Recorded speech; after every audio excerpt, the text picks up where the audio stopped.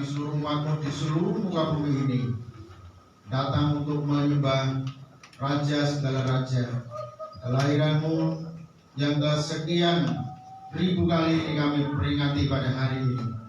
Karena itu ya Tuhan, biarlah di momen Natal ini Tuhan, kami semakin dikuatkan, diteguhkan iman kami, untuk kami tetap setia dan percaya kepada Engkau.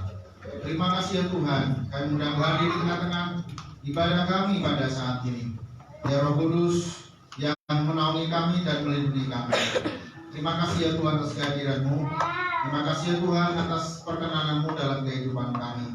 Ampuni segala dosa kami Tuhan, agar kami layak dan berkenan di hadapan Engkau. Pertolongan di dalam ibadah Natal pagi hari ini datangnya dari pihak Allah yang diciptakan langit dan bumi, yang tidak pernah meninggalkan perbuatan tangan kasih-Nya. Turun atas kita sekalian anugerah dan damai sejahtera, dalam nama Bapa, Putra, dan Roh Kudus, dalam nama Tuhan Yesus Kristus, memberkati dan menyertai sepanjang ibadah kita. Haleluya. Amin. Silakan duduk kembali. Pada saat ini kita akan bersorak-sorai memujikan nama Tuhan karena Dia telah lahir untuk kita, dan kita mau mengangkat satu pujian dari pulau dan benua.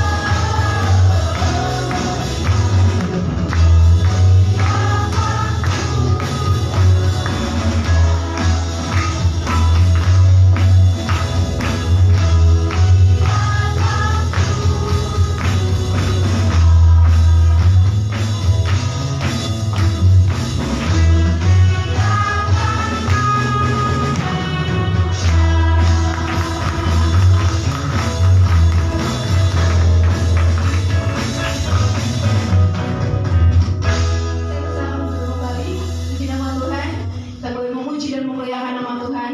Dan sebelum kita kembali memuji nama Tuhan, saya mengundang untuk anak sekolah minggu menyanyikan pujian bagi nama Tuhan.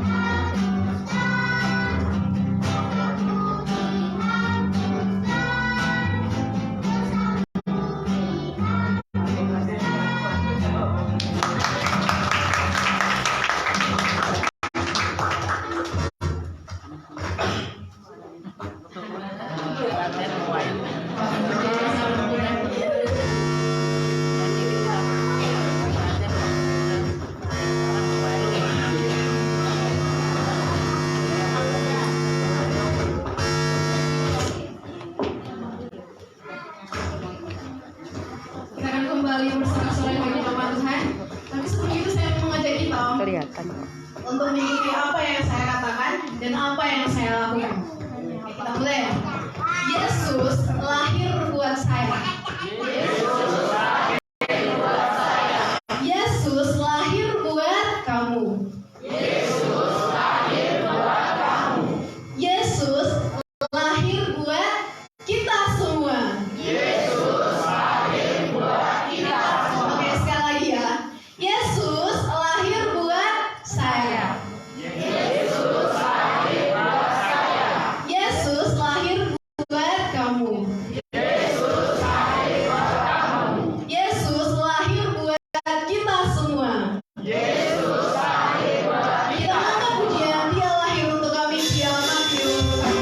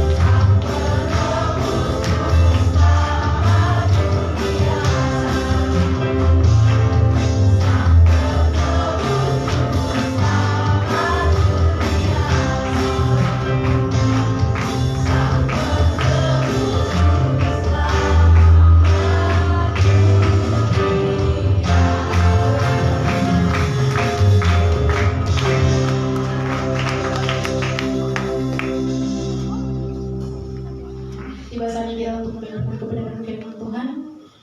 Kita mempersiapkan hati kita, mempersiapkan pikiran kita untuk membangun oleh kebenaran firman Tuhan. Berapa banyak dari kita yang masih menerima anugerah Tuhan? Berapa banyak dari kita yang masih dikeluarkan oleh Tuhan? Mari kita membawa hati kita, mari kita membawa pernyataan kita. Kita semakin berguna, biarlah Yesus semakin berguna. Hari ini kita ada adalah sebuah keputusan kita. Kita mengikut Yesus adalah keputusan kita. Kita mengangkat satu pujian, semua karena anugerah.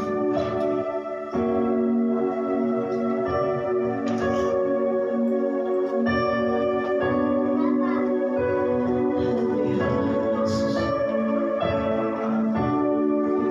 Hati kami Tuhan.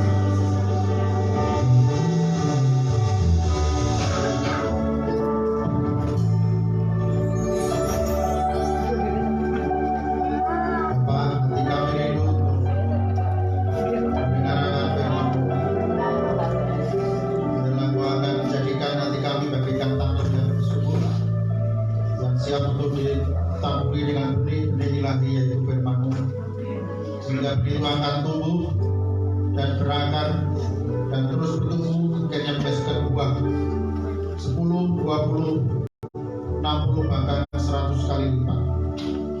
Terima kasih ya Tuhan, bagaimana kami siap untuk mendengarkannya.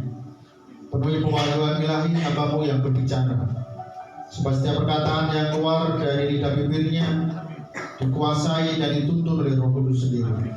Dalam nama Tuhan Yesus, haleluya, amin. Silakan duduk.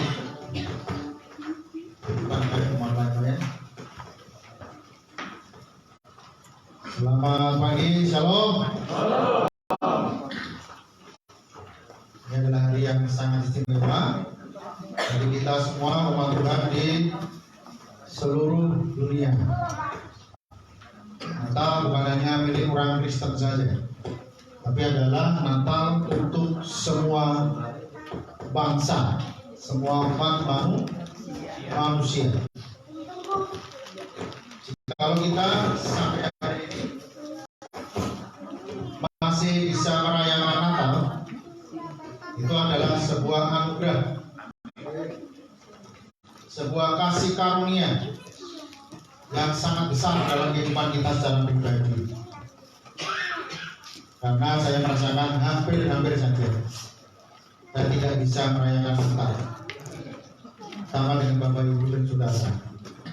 Kalau bukan karena anugerahnya, ya sudah, saya merayakan Natal langsung di sorga.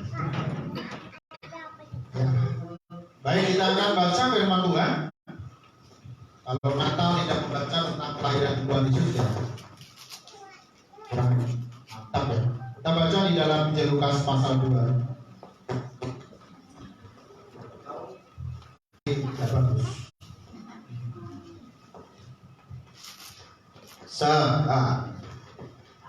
Gak cempreng tapi gak ada kertek-kerteknya. Mari kita baca di dalam Injil Lukas pasal yang kedua. Mungkin bahannya cek ya, yang low itu ada di, ya supaya terlalu. Lukas pasal 2 ayat 1 sampai dengan ayat yang ke-6. Oke, mari kita akan baca bersama-sama. 1, 2, 3. Pada waktu itu Kaisar Agustus mengeluarkan suatu perintah menyuruh mendaftarkan semua orang di seluruh dunia. Inilah pendaftaran yang pertama kali diadakan sewaktu Irenaeus menjadi wali negeri di Syria. Maka pergilah semua orang mendaftarkan diri masing-masing di kotanya sendiri. Demikian juga Yusuf pergi dari kota Nazaret di Galilea ke Yudea, ke kota Daud yang bernama karena ia berasal dari keluarga dan keturunan Daud, supaya didaftarkan bersama-sama dengan Maria tunangannya yang sedang mengandung. Ketika mereka tiba di situ, salah. Ketika mereka di situ, tibalah waktunya bagi Maria untuk bersalin, dan ia melahirkan seorang anak laki-laki, anaknya yang sulung, lalu dibungkusnya dengan lampin dan dibaringkannya di dalam palungan, karena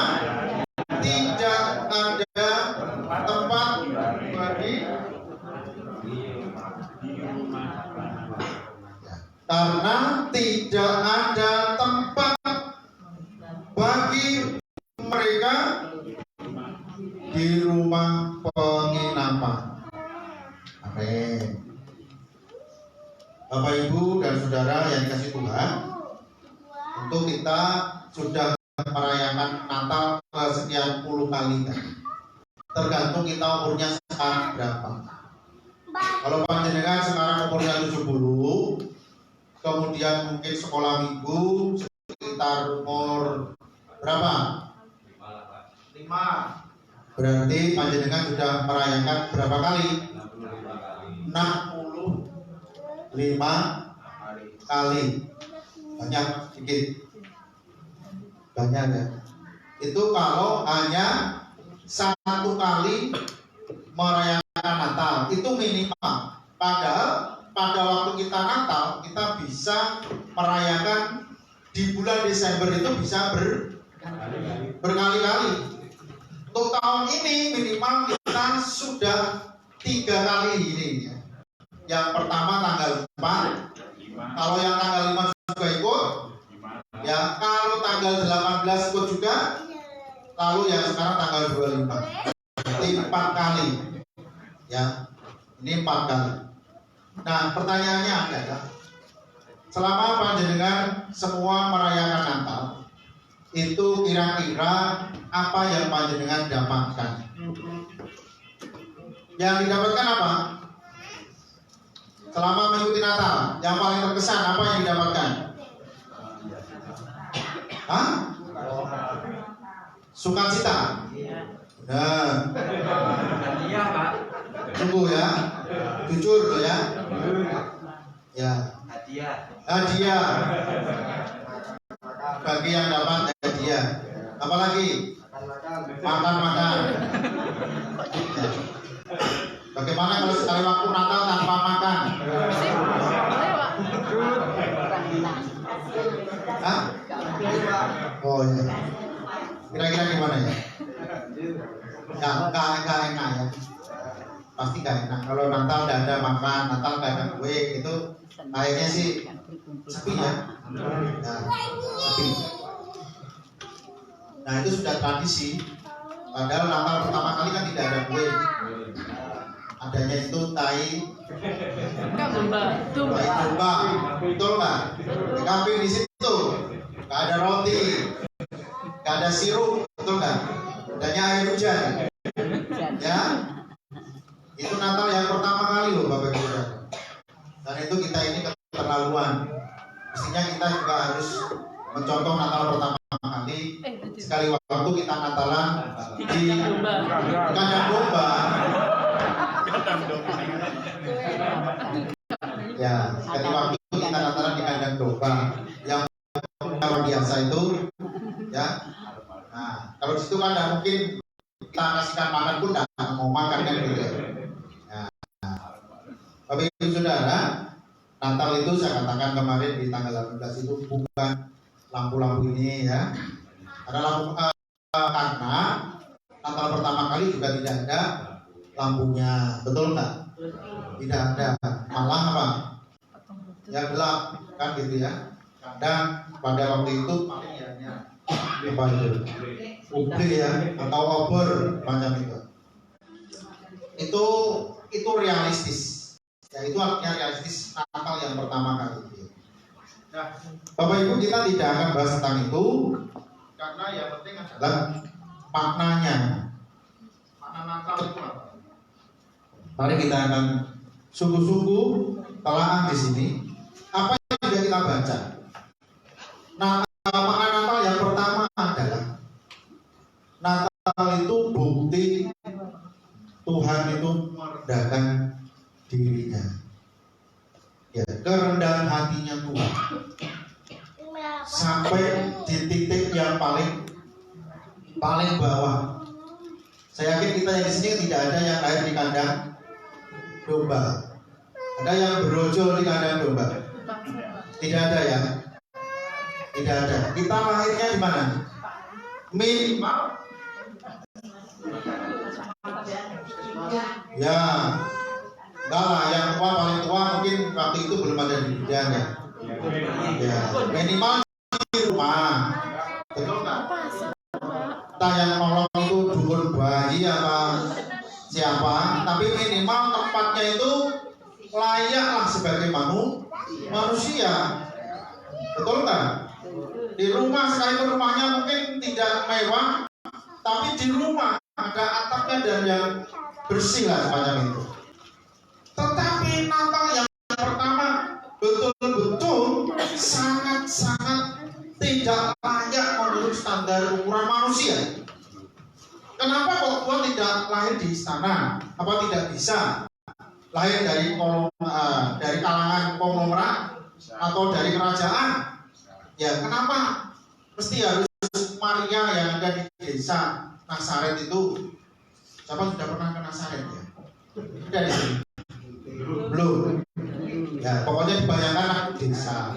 Kalau di sini mungkin yang paling desa siapa? Rumahnya paling desa sekarang? Ada? Gak ada ya? Kata semuanya sudah modern. Desa terpencil dan sangat sederhana.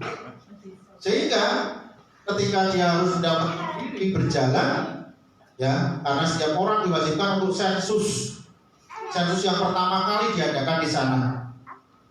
Dan Maria Yusuf selaku orang yang taat kepada pemerintah, dia pun pergi sekalipun dengan membawa beban yang cukup apa? Berat. Hamil saya perkirakan waktu itu sudah 9 bulan. Ya, 9 bulan perjalanan. Naik turun jalannya.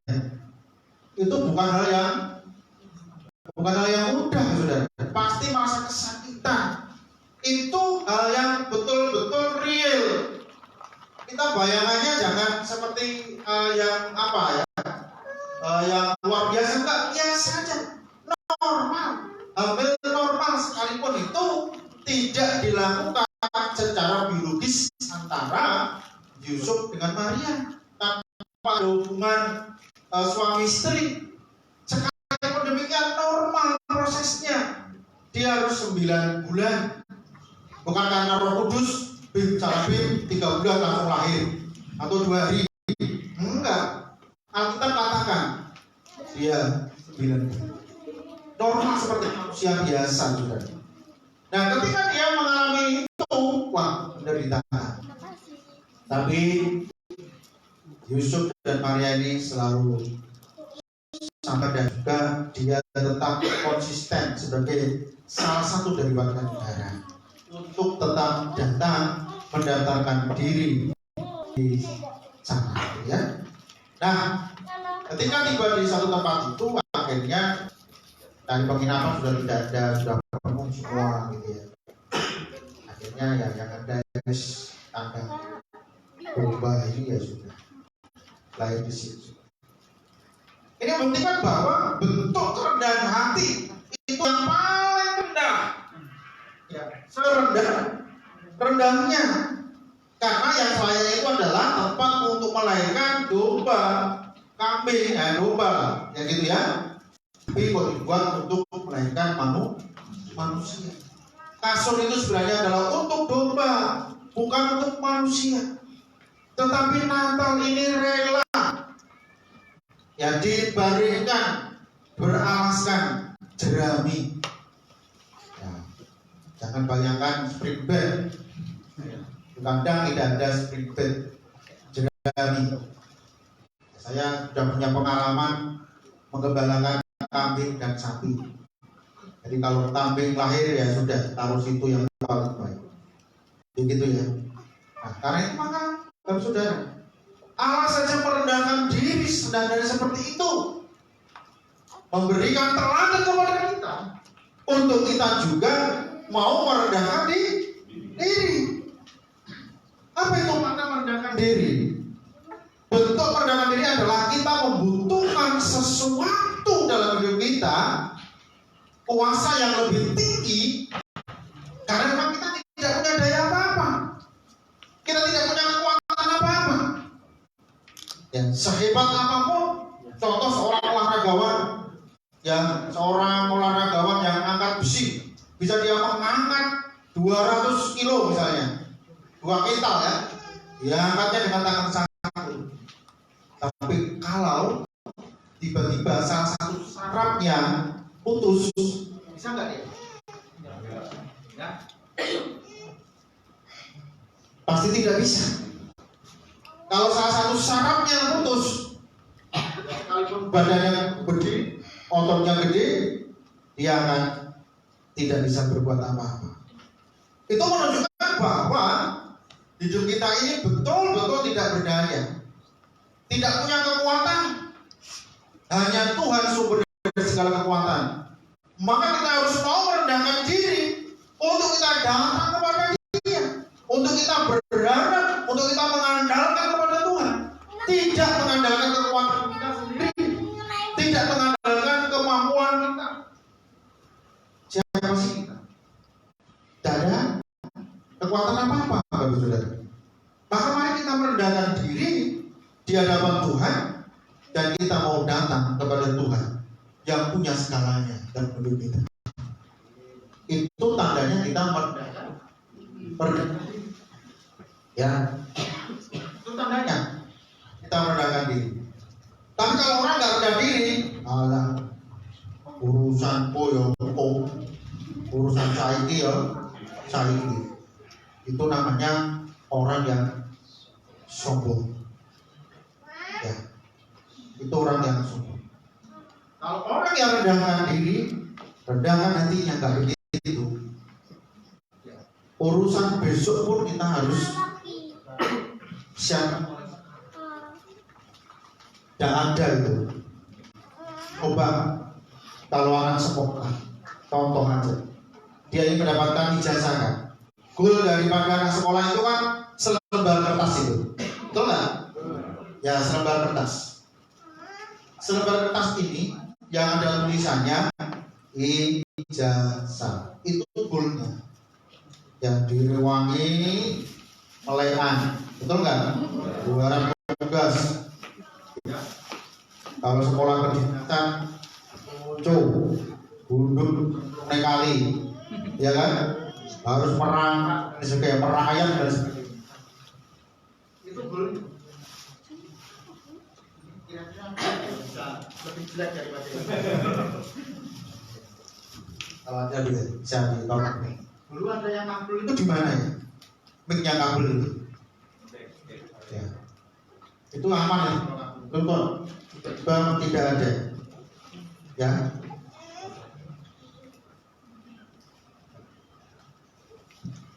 Satu, dua, tiga. Dan tidak seperti itu. Ya Bapak Ibu.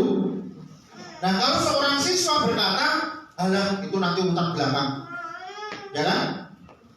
Saya tidak terlalu pusing, tidak akan mampu, tidak akan lulus, ya. Sepenting aku terdaftar di situ, tapi tidak pernah masuk, tugas tidak pernah dikerjakan.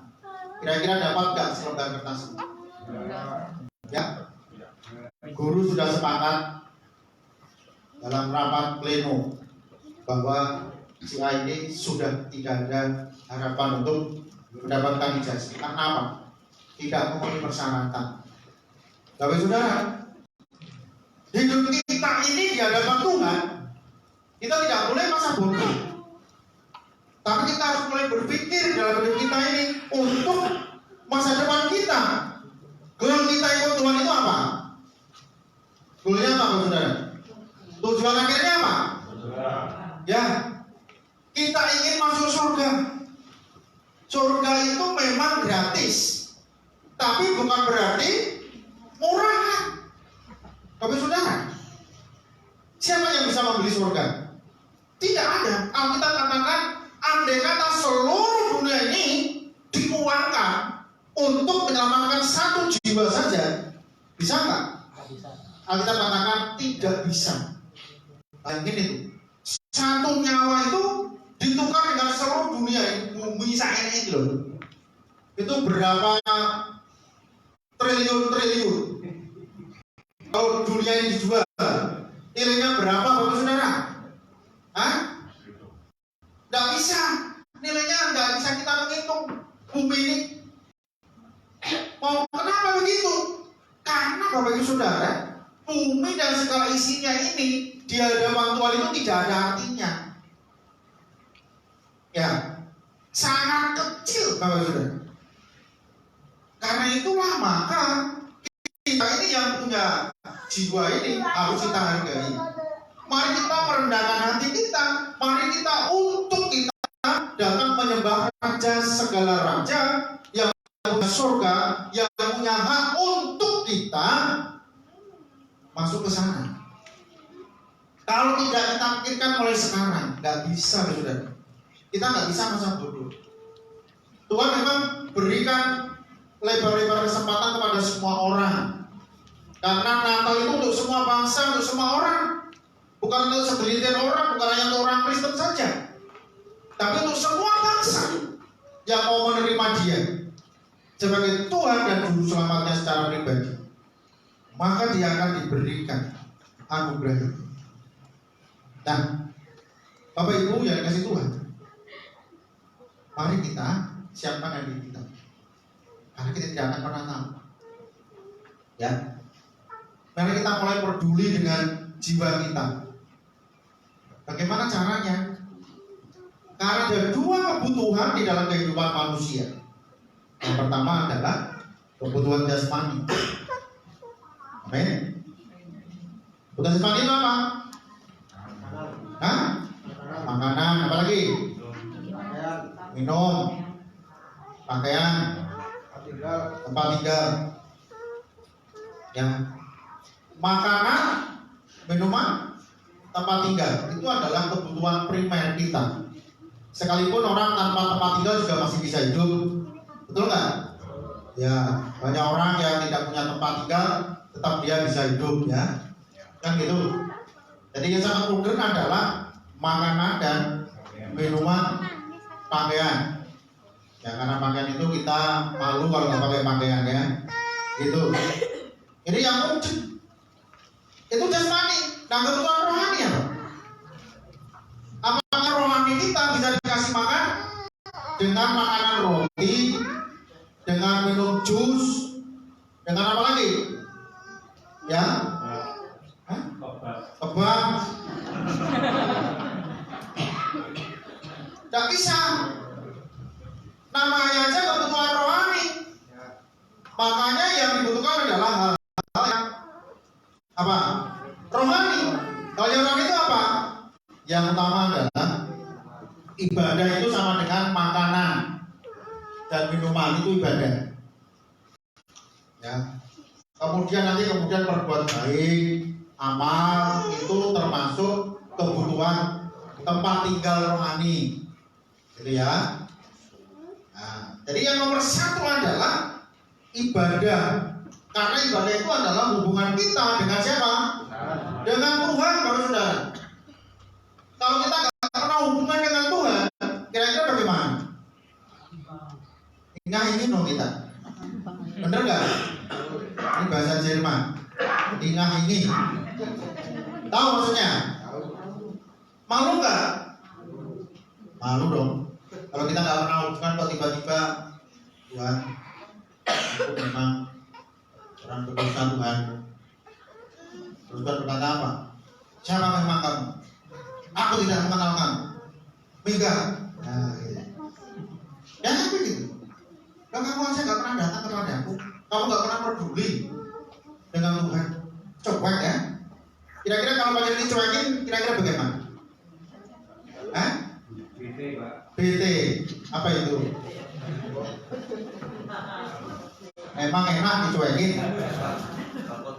Nggak enak toh? Nah iya. Karena itu kalau kita nggak mau dicuekin Tuhan, ya kita harus apa?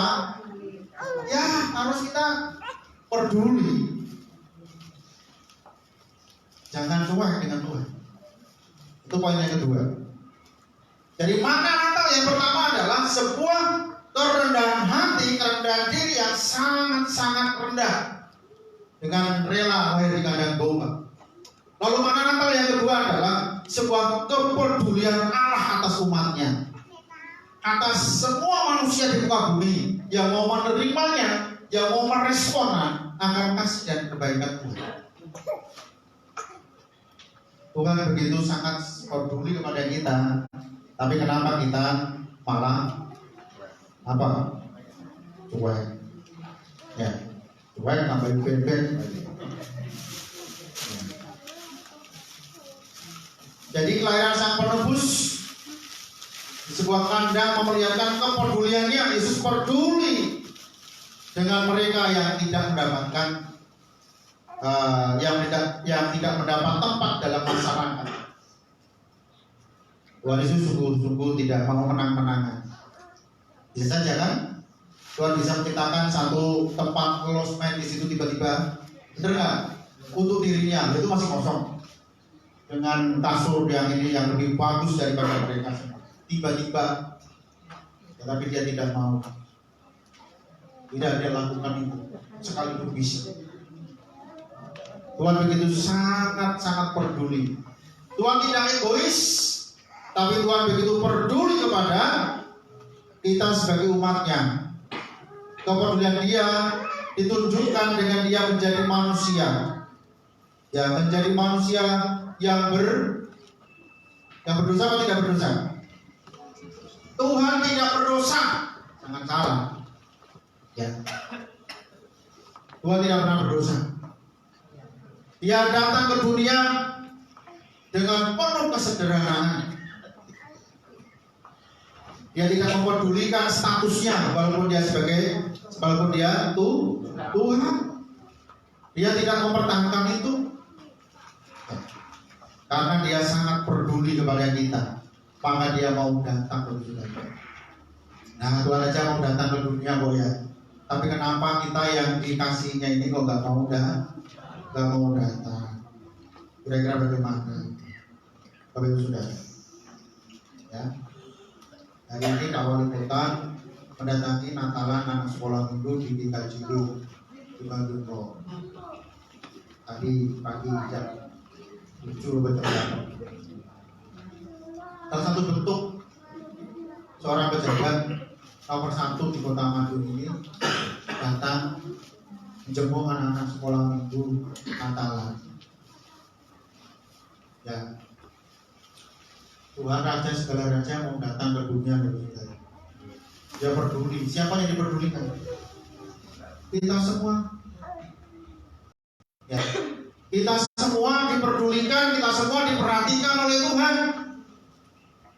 Lalu pertanyaannya, apa yang harus kita lakukan kepada Tuhan yang sudah peduli kepada kita? Apa yang sudah kita perbuat untuk Dia yang sudah peduli kepada kita? Kalau Bapak Ibu diperdulikan, kira-kira apa yang Bapak Ibu akan lakukan kepada orang yang peduli dengan panjenengan semua? Kira-kira apa yang dilakukan? Hah? Beri kado. Mana buktinya? Gak ada buktinya. Ya. Paling tidak itu kita memperhatikan, datang sekali waktu kan gitu ya. Tidak boleh tiap hari datang kepada orang tua kita, jadi repot gitu ya. Ya, karena diperdulikan akhirnya datang tiap hari, pagi, siang, sore. Nah, itu namanya jalur mangan. Ya. Berarti kita harus ikut juga memperdulikan. Ya, memberikan ucapan selamat, memberikan apalah semacam itu. Ya, sekalipun Tuhan itu tidak perlu kita balas dengan hal-hal yang bersifat duniawi ini. Tuhan itu hanya mau supaya rohani kita ini yang menjadi lebih baik, bukan hal-hal yang materi, yang bersifat bendawi, duniawi ini. Tetapi Tuhan lebih konsen kepada rohani kita, Bapak Saudara. Tuhan mau supaya kita punya rohani ini menjadi lebih baik, jadi lebih kuat, sehingga kita menang terhadap godaan daripada setan. Kira-kira di sini ada setan apa tidak? Hah? Betul. Coba lewat kanan kirinya, ada nggak setan di situ?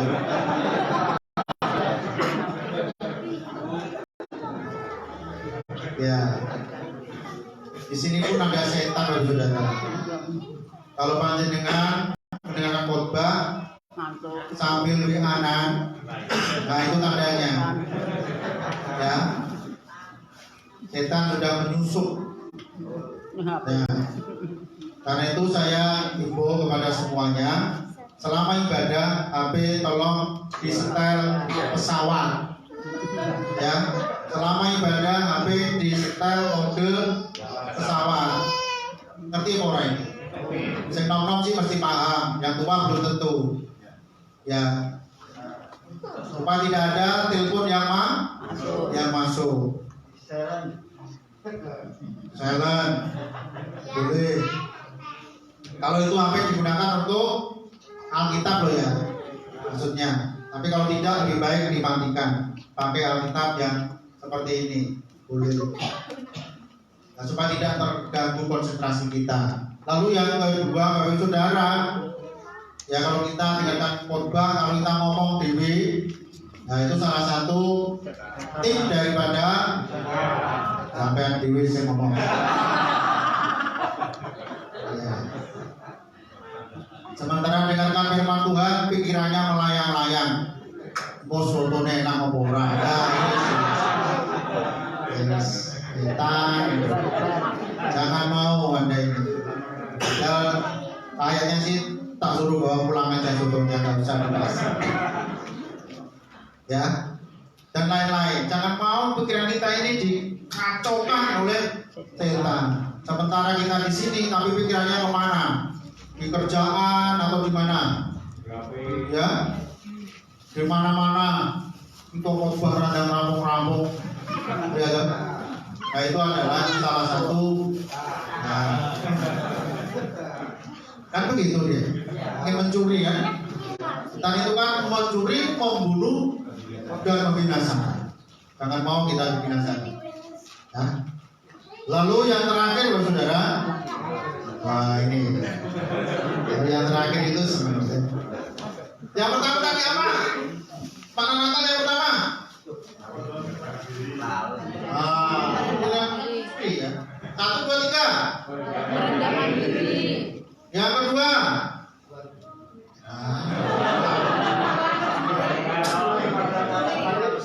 Maranatha adalah bentuk kepedulian Allah kepada kita. Bukan peduli kepada kita. Karena peduli ya udah babak no pelebut rokok ya karepku mati ya. Tapi Tuhan itu tidak mau begitu. Tuhan itu sayang sama kita sehingga dia peduli supaya kita manusia yang elek-elek ini, ya kan, kita semua yang jelek-jelek ini tidak sampai kita masuk ke neraka. Itulah kepedulian. Dibelani loh seperti itu. Tapi kita yang sing dibelani ini kadang-kadang apa kadang-kadang. Nah, kemudian yang di sini tidak begitu. Kalau di tahun-tahun ini masih begitu. Tahun baru bertobat. Yang ketiga, yang terakhir, apa makna Natal? Sebagai bentuk penyataan pengampunannya. Nah, ini yang kelimaknya. Ya, kelimaknya ini. Ya, Tuhan ingin menyatakan pengampunannya. Mengampuni. Siapa yang diampuni?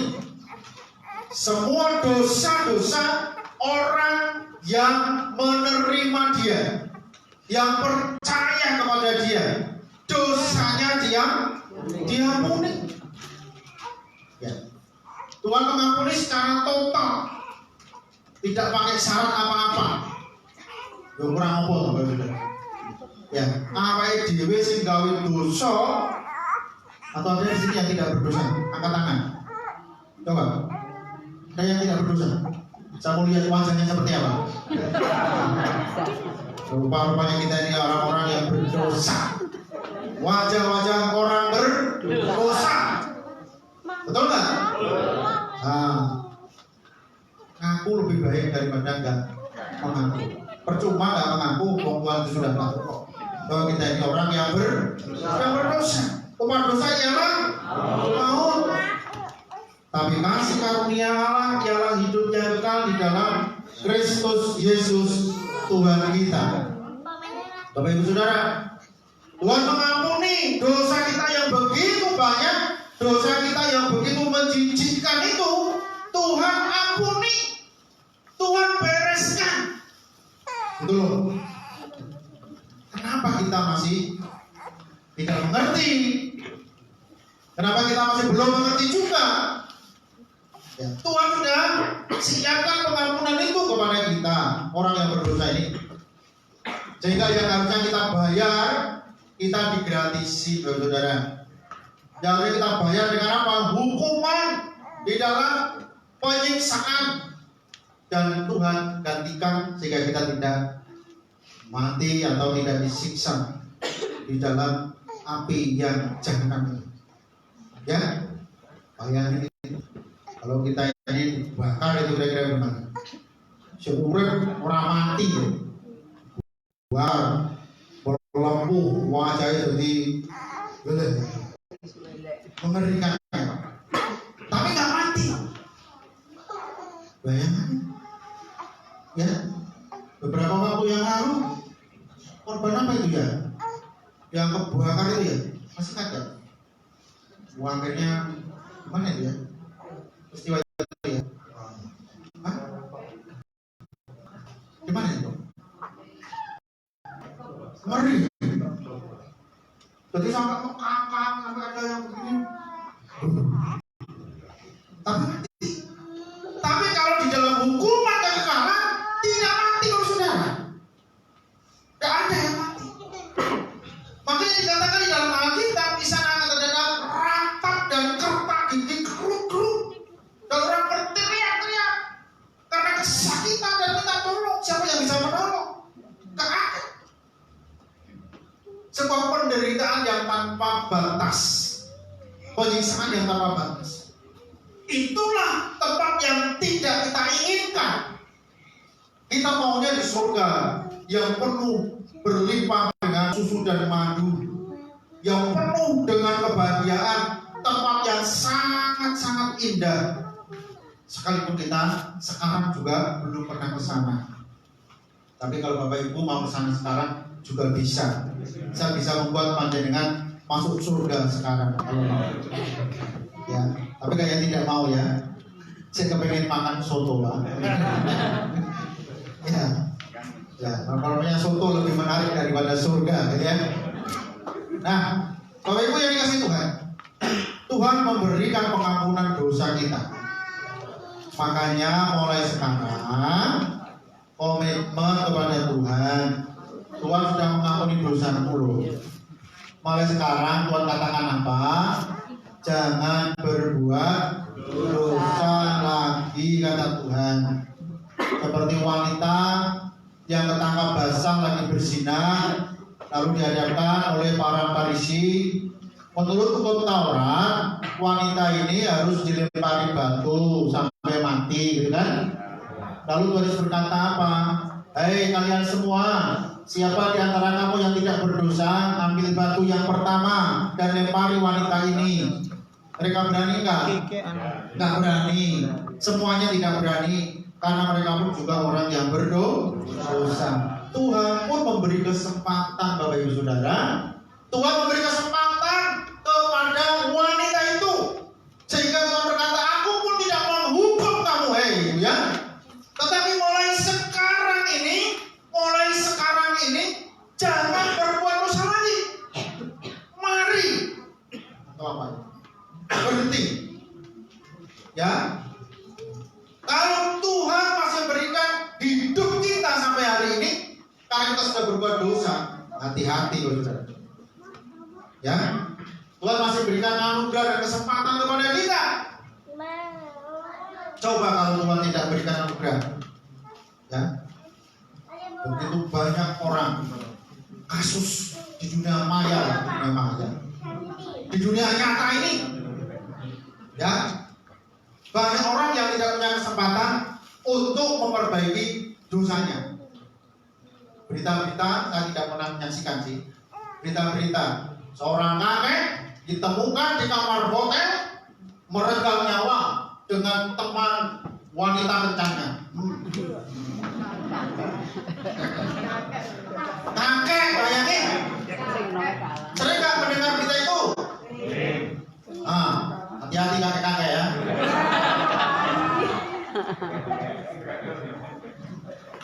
Dia tidak punya kesempatan untuk memperbaiki dosa hidupnya. matiin di tempat itu. Ya, itu seringkali kita mendengar, khususnya di Surabaya dan sekitarnya itu ya. Karena kayaknya di sana itu banyak apa? Betul. Ya, hati-hati itu. Ya, nanti kalau sampai seperti itu, waduh, beger. Wah. Ya, amin ya.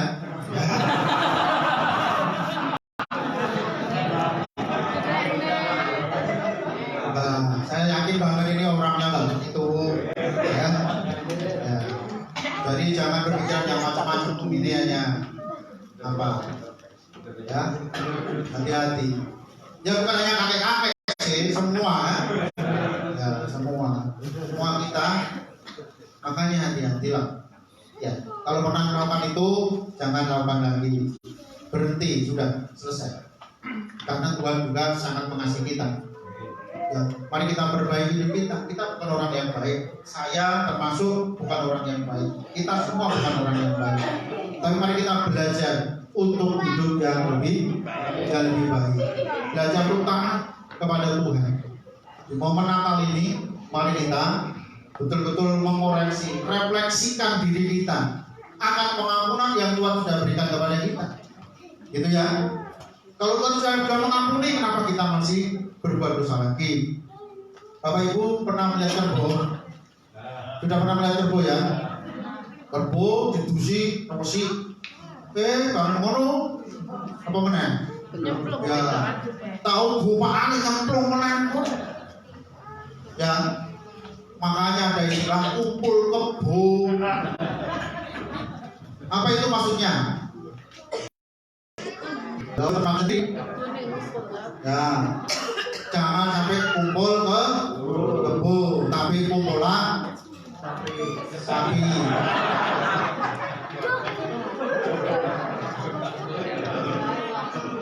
Berdoain, kumpul jangan. Ya, mari kita sebagai manusia harus mentaati tata tertib manusia. Berapa hari yang lalu di Demangan, ada yang main Demangan? Ya. Apa yang terjadi? Pembunuhan. Karena dilatar belakangi oleh hubungan. Wah.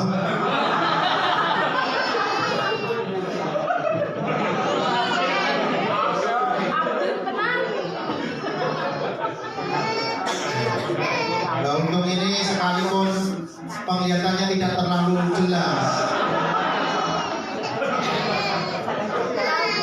Ya, karena itu saudara hati-hati kita menjalani hidup ini, ya kan? Nah itu. Jadi mari kita hidup sesuai dengan jalan Tuhan. Anugerah yang Tuhan berikan kepada kita. Kalau hari ini kita masih hidup, kesempatan untuk kita berbuat lebih baik, kesempatan untuk kita meningkatkan ibadah kita kepada Tuhan, supaya Tuhan juga begitu sangat peduli dan memberkati kita sekalian. Mari 3 hal yang menjadi makna Natal ini kita jalankan kehidupan kita. Tuhan Yesus berkati kita. Amin. Mari kita akan berdoa. Bapa di surga, dalam nama Tuhan Yesus, pada Natal adalah sebagai bentuk bukti Tuhan sudah merendahkan hati, merendahkan diri, rela lahir di kandang domba. Pada Natal adalah sebuah bentuk kepedulian Allah atas umatnya, atas kami orang-orang yang berdosa ini ya Tuhan. Engkau begitu sangat peduli kepada kami. Maka apa yang harus kami lakukan terhadap Tuhan sudah peduli itu? Tuhan tidak pernah menuntut kepada kami melebihi daripada kemampuan kami. Pada Natal yang ketiga adalah Tuhan telah memberikan pengampunan dosa kepada semua orang yang mau datang dan percaya kepadanya. Karena itu ya Tuhan, tolonglah supaya kami menyadari bahwa kami orang berdosa tidak bisa menyelesaikan dosa dengan usaha kami sendiri, dengan kekuatan kami sendiri. Tuhan yang tidak berdosa yang bisa menyelesaikan, yang bisa membereskan. Oleh karena itu ya Tuhan, kami membutuhkan-Mu. Kami harus selalu mengikuti-Mu, kami harus selalu mengasihi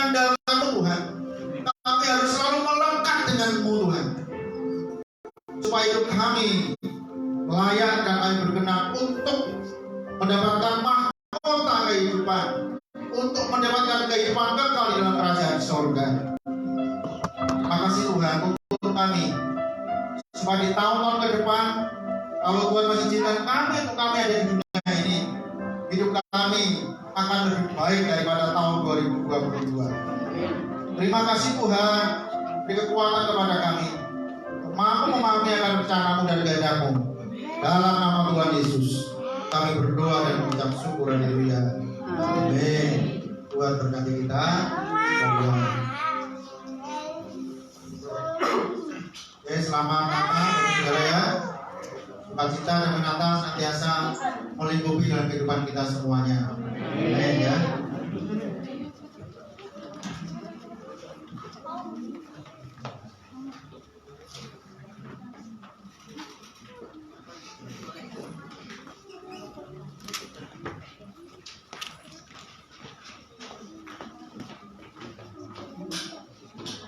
Firman Tuhan, firman yang sudah memberkati kita, sebuah anugerah yang sungguh luar biasa, bahwa kita diingatkan kembali akan makna Natal dalam kehidupan.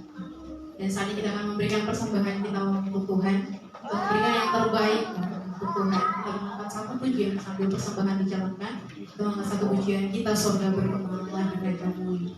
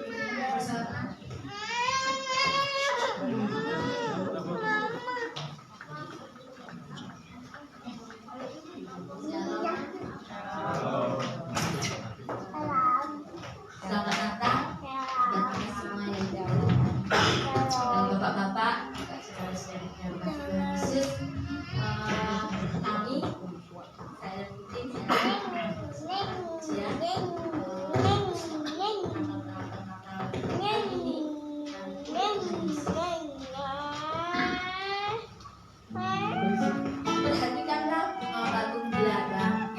Tuhan diajarkan apalagi kita orang percaya.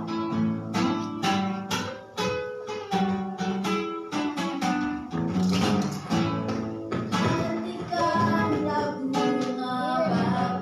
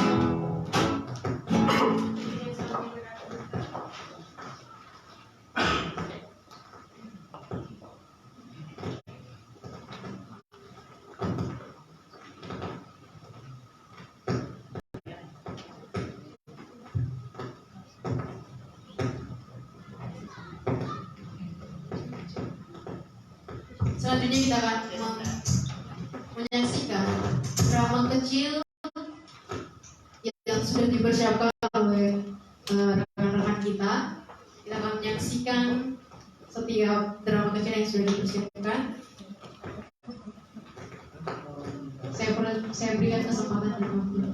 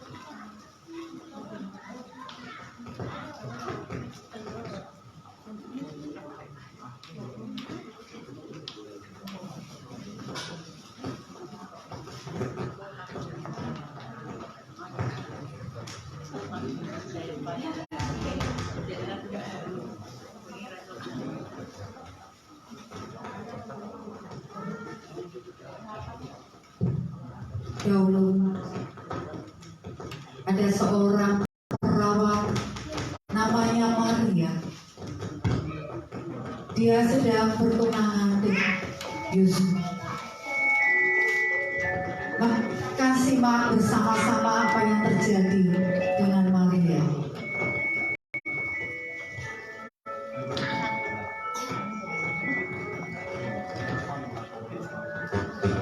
Maria adalah seorang perawan yang cinta Tuhan, takut Tuhan. Hari-hari yang dijalaninya, dia selalu doa,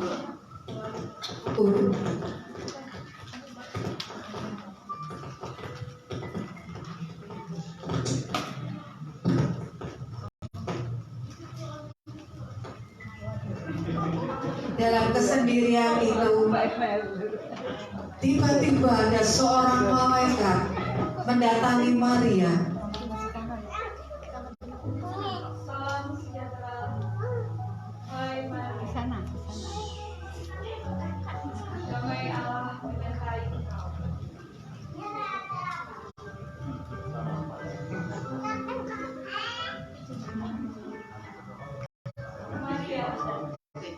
Maria ketakutan, tetapi malaikat menenangkan. Jangan takut Maria. Sesungguhnya engkau akan mengandung seorang bayi. Dia adalah juru selamat dan engkau akan menamai dia Yesus.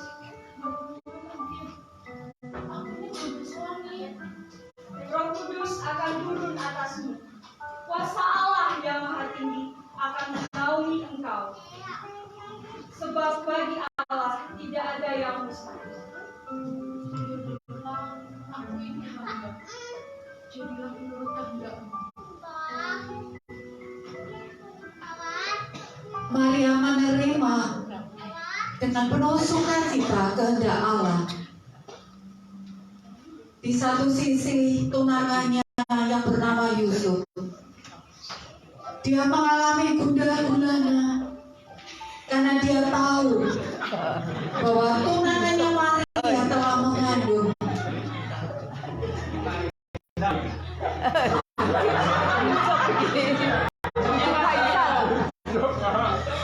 Orang-orang sudah pada tahu kalau Maria mengandung. Bagaimana cara saya buat melindungi nama baiknya? Tuhan, kenapa semua ini terjadi? Atau saya akan menceraikan dia?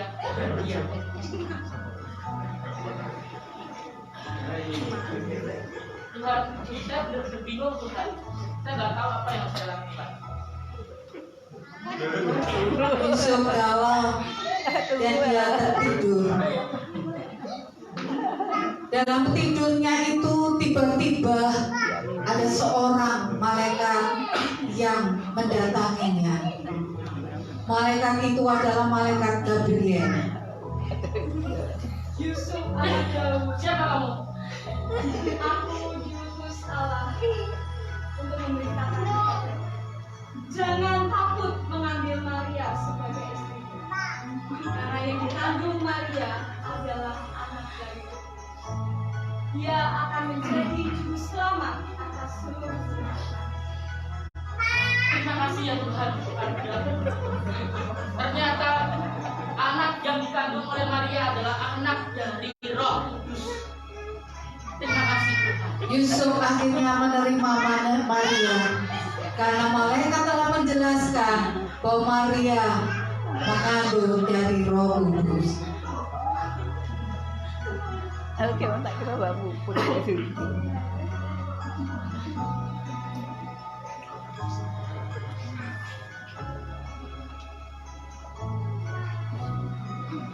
Maria dan Yusuf mendengar bahwa dia harus mendaftarkan diri karena Yusuf adalah keturunan Daud, maka Yusuf harus mengajak Maria tunangannya itu pergi ke Bethlehem untuk mendaftarkan dirinya.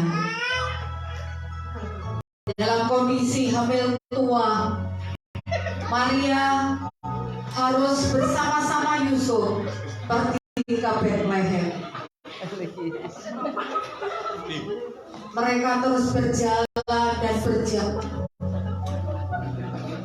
Mereka penuh dengan sukacita. Mereka penuh dengan syukur karena anak yang dikandung di dalam kandungannya adalah dari Roh Kudus. Ambil lagi.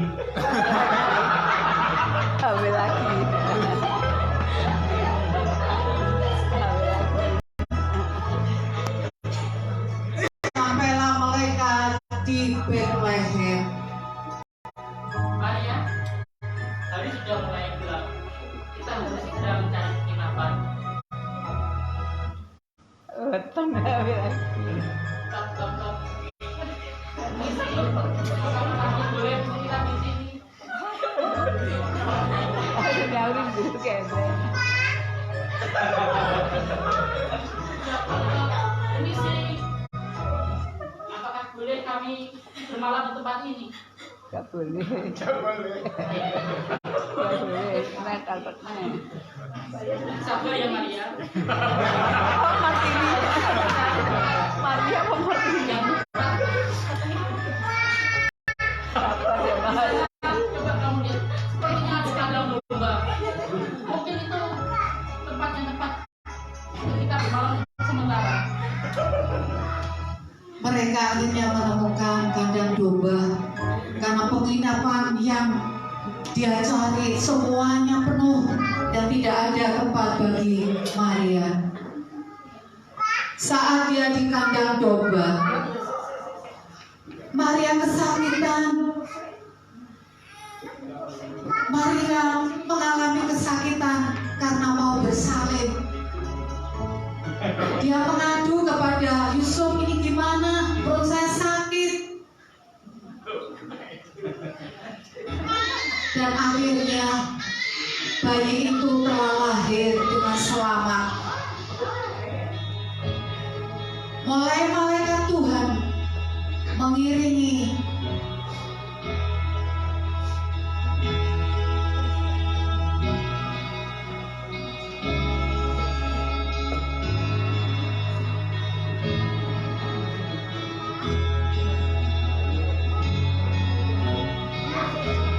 Maria mulai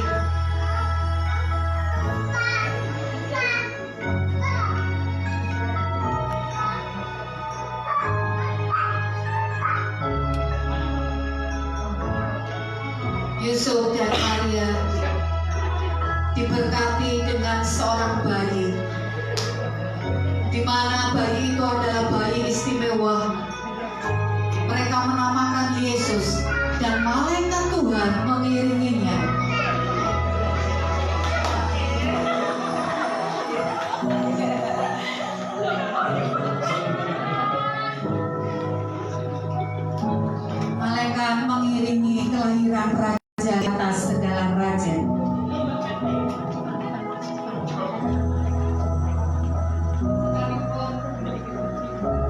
sekalipun mereka ada di padang domba, mereka penuh dengan sukacita menyambut kehadiran bayi Yesus. Domba untuk memberikan pujian.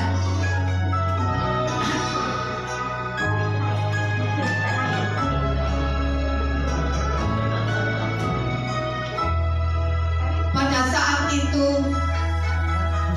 ada para gembala yang sedang menggembalakan dombanya. Para gembala ini setia untuk menemani domba-dombanya di malam hari.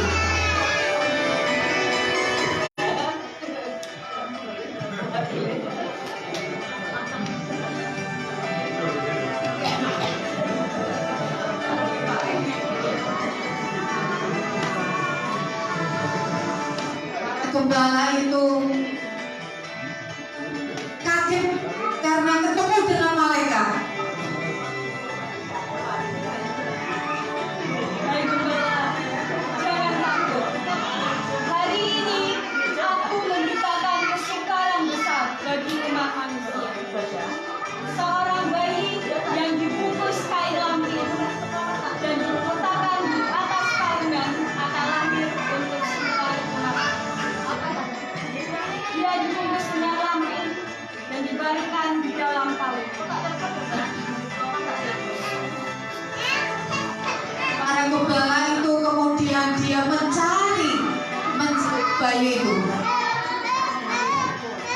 terus mencari karena malaikat memberitahu hari ini telah lahir juru selamat di kota Daud, dan tandanya adalah dia lahir di kandang domba. Dia dibungkus kain lapin dan ditaruh di atas palungan. Para gembala itu semangat untuk mencarinya, dan akhirnya mereka menemukannya. Mereka sujud menyembah bayi. Mereka sujud menyembah bayi itu, dan setelah itu mereka pamitan untuk kembali kepada domba-dombanya, dan mereka dengan penuh sukacita kembali kepada domba-domba yang mereka tinggalkan, dan mereka cerita kepada banyak orang bahwa Sang Juru Selamat sudah lahir.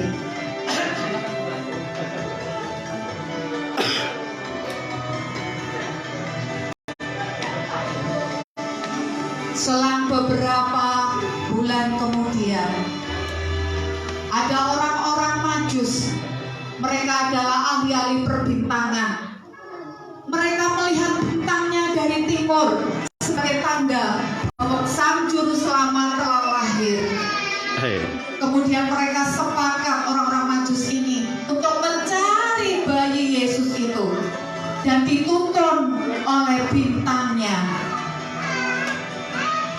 Bintang itu yang mengarahkan orang Majus kepada bayi yang telah lahir.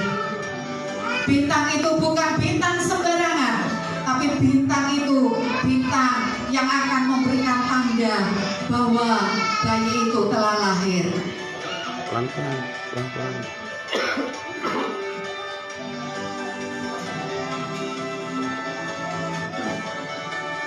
Ketika bintang itu berhenti, tepat di situ bayi Yesus lahir. Orang-orang Majus ini datang bukan dengan tangan hampa. Mereka membawa korban persembahan untuk bayi Yesus. Mereka membawa emas untuk dipersembahkan pada bayi Yesus.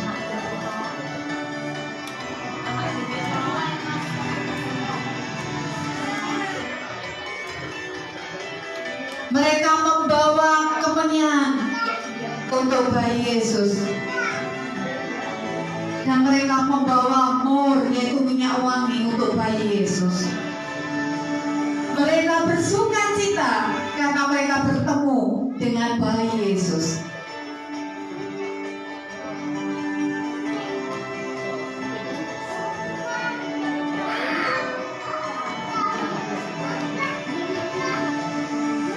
sebagai tanda syukur mereka di hari ini mereka akan memuji Tuhan untuk menyambut kedatangan Yesus. Mereka akan memuji Tuhan, selamat-selamat datang Yesus Tuhanku.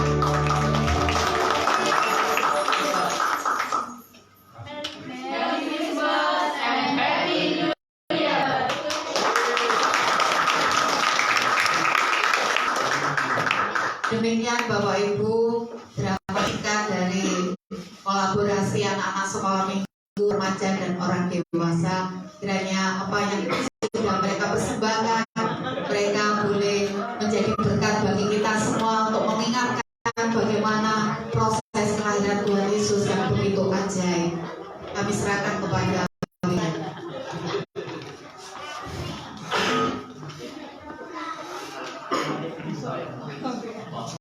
Tujuan mengakhiri ibadah kita pada pagi hari ini.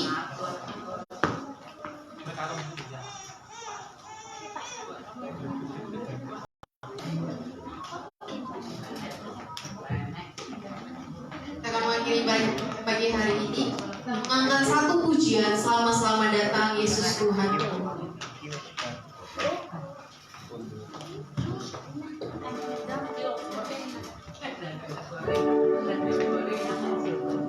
Nyanyi ya guys.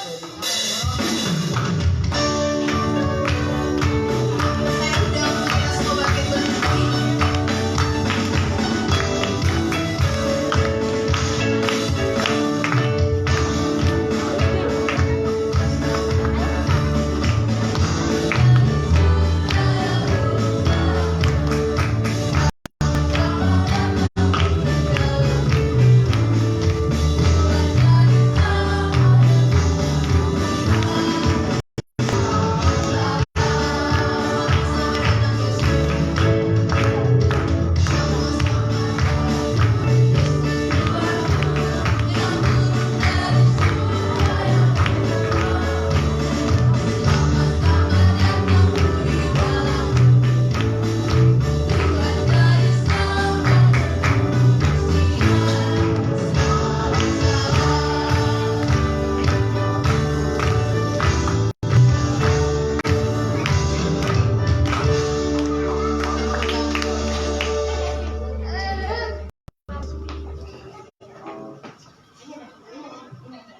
Bapak Ibu, kita sudah sampai di penghujung acara kita pada Natal pada siang hari ini. Kita akan tutup. Serahkan hatimu. Bapak, di dalam nama Tuhan Yesus, kami mengucap syukur dan berterima kasih keselamatan dan penyertaan Tuhan sepanjang acara ini, dari awal hingga akhirnya bisa berjalan dengan baik. Juga saatnya kami akan mengakhirinya, dan kami mengucap syukur atas semua yang Tuhan sudah lakukan dan berbuat atas kami. Kalau sebentar kami akan menerima berkat jasmani berupa makanan dan minuman yang akan kami nikmati. Bapak, kiranya Engkau akan menyucikan dan menguduskannya, supaya makan itu boleh menjadi kekuatan dan kesehatan tubuh kami sepanjang hari ini. Kami berdoa untuk para ibu-ibu yang mengupayakan, mengolah, mengembalikan tenaga, kekuatan dan pikirannya. Tuhan berkati setiap tangan-tangan yang terulur untuk menyediakan berkat jasmani ini. Tuhan akan kembalikan berlimpah kali ganda. Terima kasih ya Tuhan, terima kasih Kau begitu luar biasa mengasihi dan perhatikan dalam kehidupan kami. Berdoa untuk seluruh umat-Mu ya Tuhan, baik yang ada di tempat ini maupun mereka yang menyaksikan secara langsung dari luar jauh di sana. Tuhan akan menolong dan berkati supaya hidup kami berkenan di hadapan Engkau, semakin kuat dalam iman ke Tuhan di tahun yang baru yang nanti kami akan lewati. Terima kasih ya Tuhan, terima kasih. Bapak Ibu Saudara yang dikasihi oleh Tuhan, pulang dan terimalah berkat Tuhan.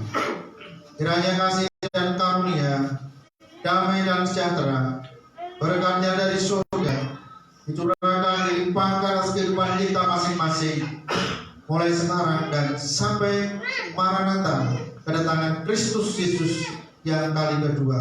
Haleluya.